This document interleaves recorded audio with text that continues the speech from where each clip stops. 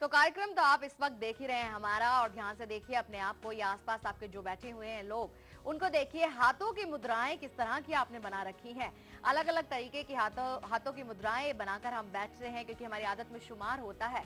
तो आपकी मुद्रा कौन सी है खास, और क्या बताती है आपके बारे में खास, तो वो भी जरूर हम आपको बता रहे हैं। कुछ मुद्राओं के बारे में हम चर्चा कर चुके हैं, अब बात कर लेते हैं अगली मुद्राओं के बारे में।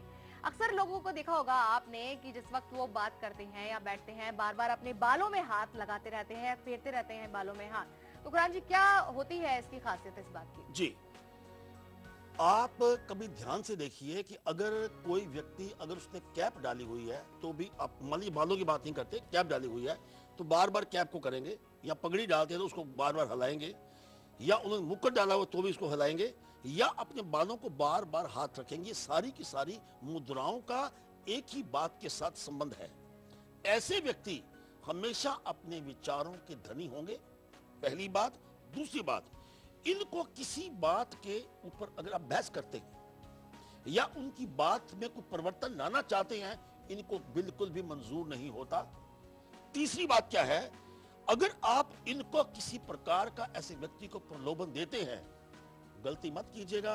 हो सकता है कि कल आप किसी वीआईपी को मिलने वाले हो, किसी अफसर को मिलने वाले हो, आप उसके पास जाते हो और बालों में हाथ फेर रहा है, तो समझो कि ना तो उसको मशवरा देना आपने, ना किसी प्रकार का प्रलोभन देना, वरना आप समस्या में फंस सकते हैं। लेकिन इसकी ऐसे जो व्यक्ति अक्सर क्या होते हैं, इनके ऊपर अक्सर प्रभु की कृपा पूर्ण होती है। इनका अपना शारीरिक विकास, इनका अपना मानसिक विकास बड़ा ही कमाल का होता है। अक्सर जितने भी लोग जो हिष्ट पुष्ट हैं, जो अपनी जिंदगी में अपने हिसाब से पूरे रजे हुए हैं, या पुराने राजा महाराजा हुआ करते थे, अक्सर उनका व्यक्तित्व इस प्रकार होता था कि वो प्रलोभन से कभी भी व्याकुल नहीं होते थे, इंक्लिनेशन नहीं होता था। लेकिन ऐसे व्यक्तियों को अक्सर समस्या क्या हो जाती है कि अपना सर नीचे करते नहीं, और एक अहंकार का चोला इनके दिमाग के ऊपर इस बार प्रकार आ जाता है कि अक्सर इनकी आदत पड़ जाती है कि मैं नहीं मानता आपकी बात को। इनको अपने अहंकार को, जब तक वो इनके पतन का कारण बनता है अहंकार, इसके लिए वो क्या करेंगे, इनको चाहिए ऐसे व्यक्ति को। या आप अगर उस श्रेणी में आते हैं तो आप क्या करेंगे, बृहस्पतिवार को धार्मिक स्थान के ऊपर माथा टेके, तो समझो आपके ऊपर प्रभु कृपा होगी, और अहंकार जो है आपको जीवन में कभी नहीं आएगा। God bless you. इस बीच हमारे साथ कॉलर जुड़ने भी शुरू हो गए हैं, उनसे बात कर लेते हैं। डिब्रूगढ़ से हमें कॉल किया है रोनी है इस वक्त हमारे साथ लाइन पर। स्वागत है आपका रोनी जी। नमस्ते किरणा जी। नमस्ते किरणा जी। नमस्कार जी। मेरा डेट ऑफ बर्थ है 20 नवंबर 1973। 1973। 3। हाँ, ये दरअसल 19 को रात हुआ है, 12:27, ये डीसी कहलाएगा ना? क्या बोल हेलो। रहे हैं? आप सवाल पूछिए रोनी जी, सवाल पूछिए आप। हाँ, मेरा ये पार्लर है, वो किस नाम से रखूं, नंबर क्या होना चाहिए, ये जानना चाहती थी। कोई बात नहीं, हम आपकी बात समझ रहे हैं। पहली बात तो ये समझिए कि आपको मैं कुछ ऐसे अंक बता रहा हूं, उन अंकों के हिसाब से आप कोई भी परिवर्तन अपने जीवन में करना चाहते हैं, चाहे मकान की बात करते हैं, चाहे आप गाड़ी की बात करते हैं, चाहे आप कोई भी बात करते हैं, वो नंबर आप, यही प्रश्न होगा मेरे ख्याल में जी जी, आप उसके हिसाब से नोट कीजिए। पहली बात तो ये है कि आपका मूलांक 2 है, लेकिन इसके साथ 0 है। 20 चंद्र के साथ जब प्लूटो होता है तो 20 का अंक आपके लिए कभी भी लकी नहीं हो सकता। लेकिन आप 2 की श्रेणी में अगर 2 का अंक इस्तेमाल करते हैं, 11 का अंक इस्तेमाल करते हैं, 29 इस्तेमाल करते हैं, तो ये अंक आपके लिए शुभ है, ये दिन भी आपके लिए शुभ है। लेकिन आपका जो भाग्य अंक है उसका टोटल 7 बनता है।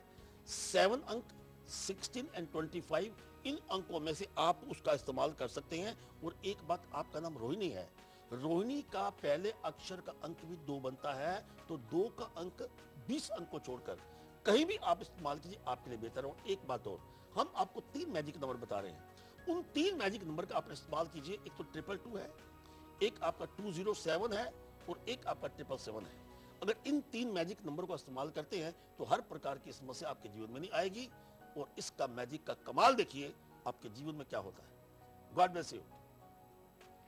तो घर में आपने वाहन तो रखा है और गाड़ी अपने बड़े शौक से खरीदी है, तो इस वाहन के लिए आपकी जो सेंटिमेंटल्स हैं बहुत जुड़े हुए हैं। भाई सुरक्षा का जो सवाल है, वाहन को हर कोई संजो कर रखता है।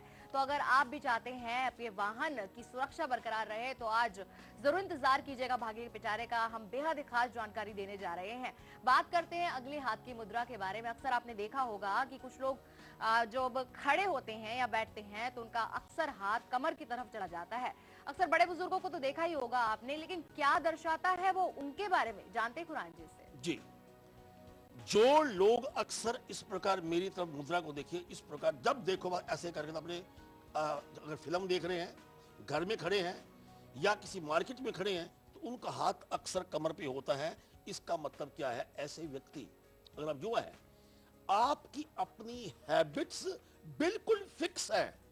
आप किसी परिवार का परिवर्तन जीवन में नहीं कर सकते, जीवन में पहल नहीं कर सकते। वो रुक कर नहीं मिलते, हम झुक कर नहीं मिलते। मालूम ये होता है कुछ वो भी हैं, कुछ हम भी हैं। इस प्रकार की अगर शैली आप अपनाते हैं, एक बात मानकर चलिए, फिक्स्ड हैबिट्स आपके लिए ठीक नहीं है। आपके जीवन से या तो महबूबा भाग जाएगी, या आपकी शरण में नहीं आएगी, या कोई अपॉर्चुनिटी आप जो मिस आने वाली है, आपके जीवन से अपॉर्चुनिटी चली जाएगी, क्योंकि आपकी अपनी हैबिट्स बिल्कुल फिक्स्ड है। और इस प्रकार जैसे आप बड़े होते हैं, बुजुर्ग होते हैं, ये मानकर चलिए जैसे आप 50 साल क्रॉस करते हैं, आपकी अपनी रूट्स इतनी सख्त हो जाती हैं कि जन्म धर्म परंपरा उसकी रूट के साथ जुड़े होते हैं। मैं अपनी बच्चे के साथ एग्री नहीं करता हूं, ये बिल्कुल नहीं हो सकता, ये शादी इस घर में नहीं होगी।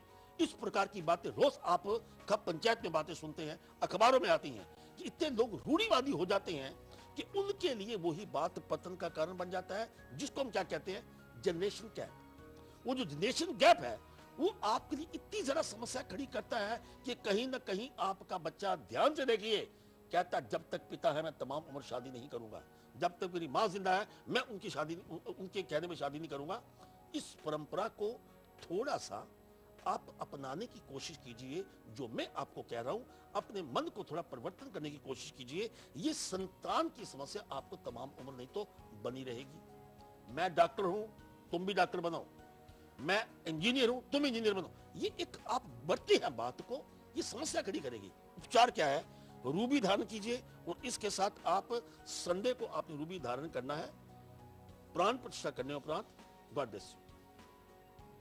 चलिए यहाँ रुकेंगे एक छोटे से ब्रेक के लिए। ब्रेक पर जाने से पहले आपको झलक दिखलाते हैं कि कल सुबह ठीक 7:57 पर क्या खास होने जा रहा है आपके लिए। आप देखिए कार्यक्रम की झलक। लौट रहे हैं वापस कल आज और कल।